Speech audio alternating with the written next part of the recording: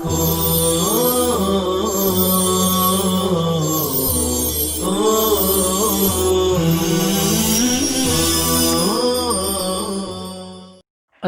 علیکم ورحمۃ اللہ وبرکاتہ۔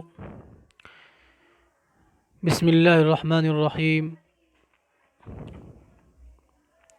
طلبہ عزیز، یہ محاضرہ نمبر 18 ہے۔ امید ہے کہ پچھلے محاضرات آپ کو سمجھ میں آ گئے ہوں گے اور آپ ان محاضرات سے مستفید ہو رہے ہوں گے۔ جیسا کہ اس سے پہلے بھی میں نے آپ سے کہا تھا، اگر کہیں آپ کو اشکال لگے، چونکہ آپ ہمارے سامنے موجود نہیں ہیں، کبھی ایسا ہوتا ہے سامنے نہ ہونے کی وجہ سے جو بات بولنی چاہیے وہ بات زبان سے نہیں نکل پاتی یا زبان پھسل جاتی ہو۔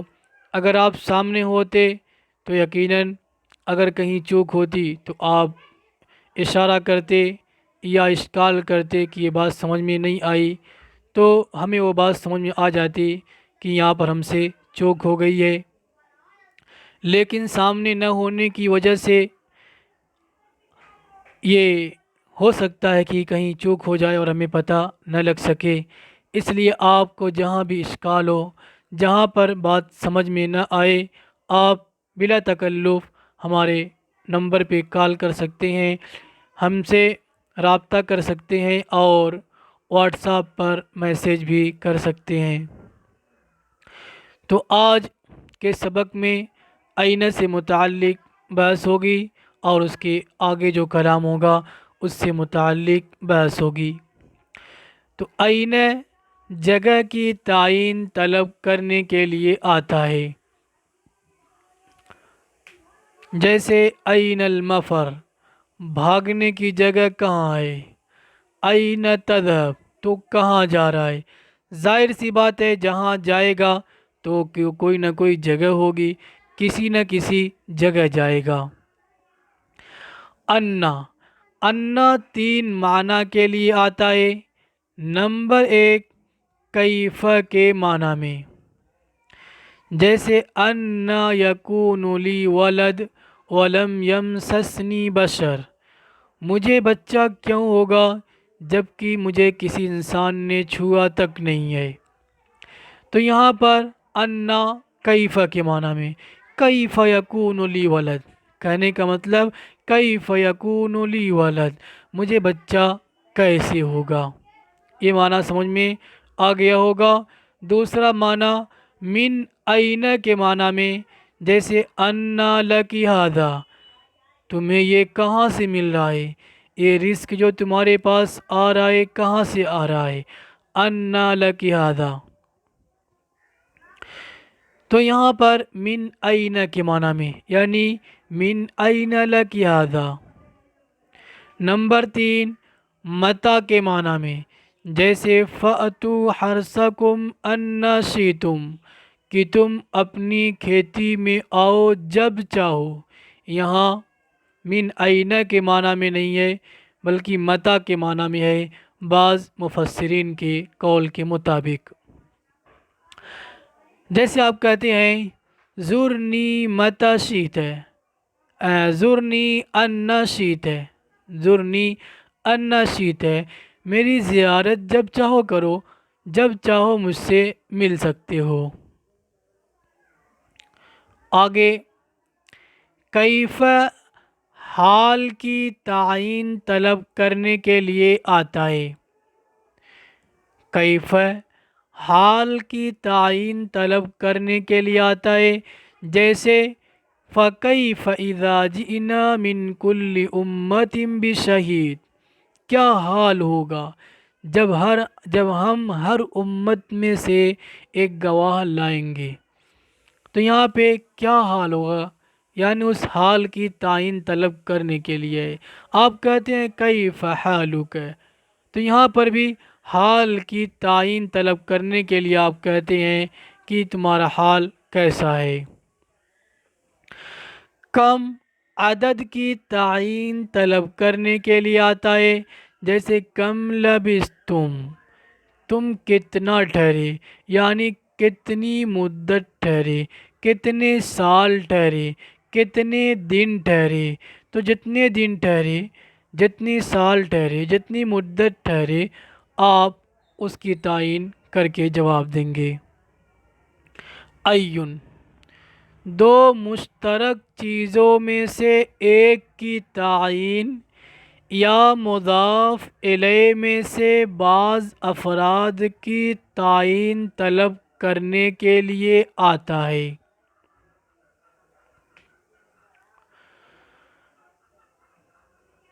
اس کا استعمال چونکہ مضاف الیہ کے ساتھ ہوتا ہے، اس لیے کبھی بغیر مضاف الیہ کے بھی ہوتا ہے، مضاف الیہ کو حذف کر دیتے ہیں۔ تو ایون دو مشترک چیزوں میں سے ایک کی تعین کے لیے آئے گا۔ اگر مضاف الیہ کے ساتھ ہے تو مضاف الیہ میں بسا اوقات دو سے زیادہ افراد پائے جائیں گے۔ جب دو سے زیادہ افراد ہیں تو ان افراد میں سے ایک کی تعین طلب کرنے کے لیے ہوگا۔ مثلا ای الفریقین، ای الفریقین، یہاں فریقین یعنی دو جماعتیں، دو فرقے، تو اب اس میں سے ایک کی تعین کے لیے آئے گا کہ اس میں سے کون سا فرقہ بہتر ہے مقام کے اعتبار سے۔ دوسری مثال وَلَتَعْلَمُنَّ أَيُّنَا أَشَدُّ عَذَابًا وَأَبْقَىٰ، کہ تمہیں معلوم ہو جائے گا کہ ہمیں کا کون سخت ہے عذاب کے اعتبار سے اور باقی رہنے کے اعتبار سے۔ اب یہاں پہ ایونا نا کی طرف مضاف ہے، تو نا میں چونکہ جمع متکلم کے لیے بہت سے افراد ہیں، اب اس میں سے ایک کی تعین کے لیے ہوگا۔ امید ہے یہ بات بھی آپ کو سمجھ میں آ گئی ہوگی۔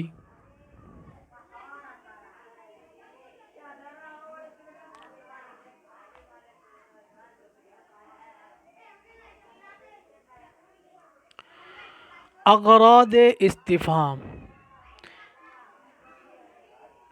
ہر ایک چیز کی کوئی نہ کوئی غرض ہوتی ہے۔ یہاں پہ آپ کو اغراض استفہام بتائیں گے۔ غرض اصلی کسی شے کے متعلق علم طلب کرنا، جو پیچھے گزر چکا۔ استفہام کی نوبت کب آتی ہے؟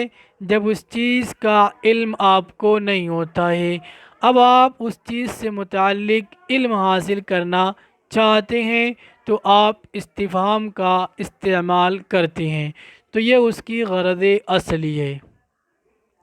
اغراض مجازیہ بہت ہیں، دیکھیے۔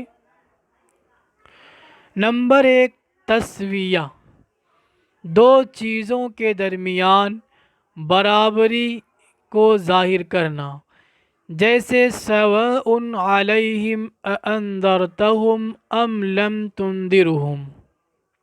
یہاں پہ اانذرتہم استفہام کا استعمال کیا گیا ہے، لیکن یہاں پہ غرض اصلی کے لیے نہیں ہے، بلکہ ان کے درمیان تسویہ اور برابری کو بتانے کے لیے استفہام کا استعمال کیا گیا ہے کہ ان کو ڈرانا اور نہ ڈرانا دونوں برابر ہے۔ نمبر 2 نفی، جیسے هل جزاء الاحسان الا الاحسان۔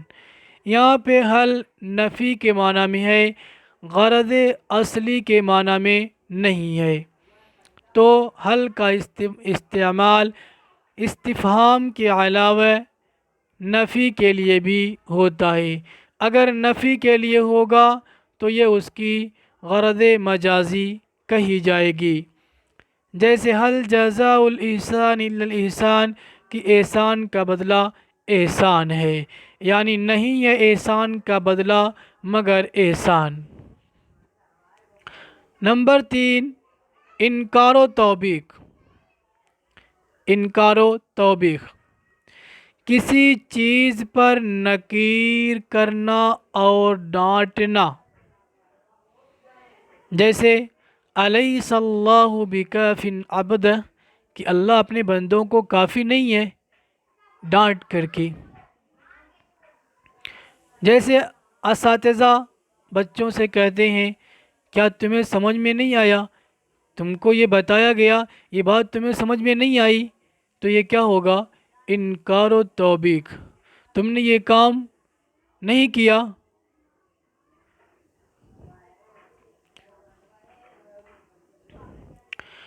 نمبر 4، امر، جیسے فہل انتم منتہون، یعنی استفہام کی غرض کیا ہے؟ امر ہے، اگرچہ لفظاً و استفہام ہے لیکن حقیقتاً اور معنی کے اعتبار سے امر کے معنی میں ہوگا۔ جیسے فہل انتم منتہون کا معنی ہوگا انتہو، انتہو، کیا تم باز آؤ گے، یعنی انتہو، تم باز آ جاؤ۔ نہیں، جیسے اتخشونہم اے لا تخشوہم، کہ تم ان سے ڈرتے ہو، یعنی کیا مطلب، کیا معنی، کہ تم ان سے مت ڈرو۔ نمبر 6، تشویق، تشویق یعنی شوق دلانا، جیسے هل ادلکم علی تجارت تنجیکم من عذاب علیم، تم لوگوں کو ایسی تجارت نہ بتاؤں، کیا میں تم لوگوں کو ایسی تجارت بتاؤں جو تمہیں عذاب علیم سے بچا لے گی۔ تو یہاں پہ شوق دلانا ہے جی۔ نمبر 7، تعظیم، جیسے من ذا الذی یشفع عندہ الا باذنہ، کون ہے جو اللہ کے پاس سفارش کر سکے بغیر اس کی اجازت کے۔ تو یہاں پہ اللہ کی تعظیم کے لیے من کو لایا گیا ہے۔ تحقیر و استخفاف، یعنی تعظیم کے لیے، من جو ہے تعظیم کے لیے یہاں پر ہے، یہاں پر سوال کرنا مقصود نہیں ہے۔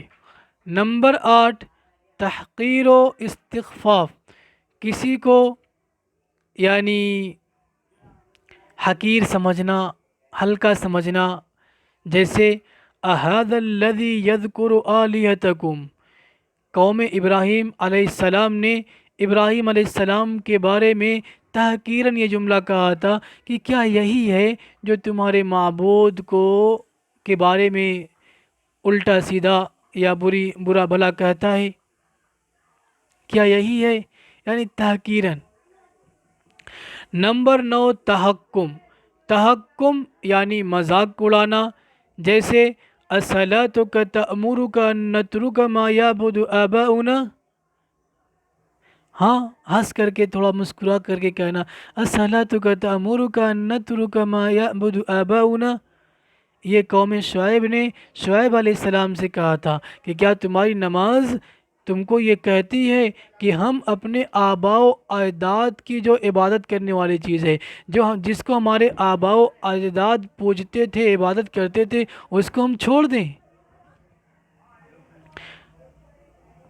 نمبر 10، استبعاد، بعید قرار دینا، یعنی کسی چیز کو بعید سمجھنا، اس کے لیے استفہام کا استعمال کرنا، جیسے انا لہم الذکریٰ، اور نصیحت حاصل کرنے والے کہاں ہیں، بہت دور کی بات ہے۔ نمبر 11، تنبیہ علی الباطل، تنبیہ علی الباطل کہیے یا تنبیہ علی الضلال کہیے، گمراہی اور باطل چیز پر متنبہ کرنا، جیسے فَأَيْنَ تَذْهَبُونَ، تم کہاں جا رہے ہو، تم جس راستے پہ جا رہے ہو وہ راستہ صحیح نہیں ہے، وہ راستہ گمراہی کا راستہ ہے۔ نمبر 12، تقریر، تقریر کا کیا مطلب؟ ثابت اور پختہ کرنا، جیسے اولم یسیروا فی الارض، کیا وہ زمین میں نہیں چلتے، یعنی زمین میں چلتی ہیں۔ اب یہ ثابت اور پختہ کرنا یعنی تقریر کبھی فعل کے لیے ہوگی، کبھی اسم کے لیے ہوگی، جیسے مثلا جس چیز کے لیے ہوگی حمزہ کو اس کے ساتھ لگا دیا جائے گا، استفہام کو اس کے ساتھ لگا دیا جائے گا۔ مثلا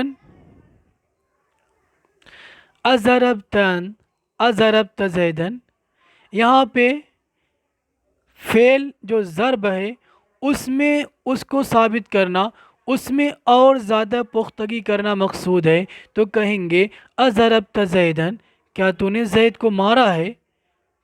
یعنی یہاں مارنے کو ثابت کرنا ہے، مارنے کے اندر پختگی پیدا کرنا ہے، تو کہیں گے کیا تو نے زید کو مارا ہے؟ سمجھ رہے ہیں؟ امید ہے کہ آپ کو سمجھ میں آ گئی ہوگی بات۔ دوسری مثال دیکھیے، اَأَنْتَ ضَرَبْتَ زَيْدًا، اب یہاں پر ضرب کو پختہ نہیں کرنا ہے، ثابت نہیں کرنا ہے، بلکہ اس کو ثابت کرنا ہے، یعنی فاعل کو ثابت کرنا ہے، مارنے والے کو ثابت کرنا ہے۔ اَأَنْتَ ضَرَبْتَ زَيْدًا، کیا تو نے زید کو مارا ہے؟ اب مارا پر زور نہیں لگائیں گے، کیا تو نے زید کو مارا ہے، اس طریقے سے کہیں گے۔ اب جس کو مارا گیا ہے اگر اس میں تقریر آپ کو کرنا ہے، اس میں اور پختگی لانا ہے، تو کیا کہیں گے؟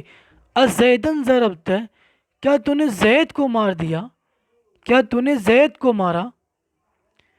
تو یہ ہے تقریر۔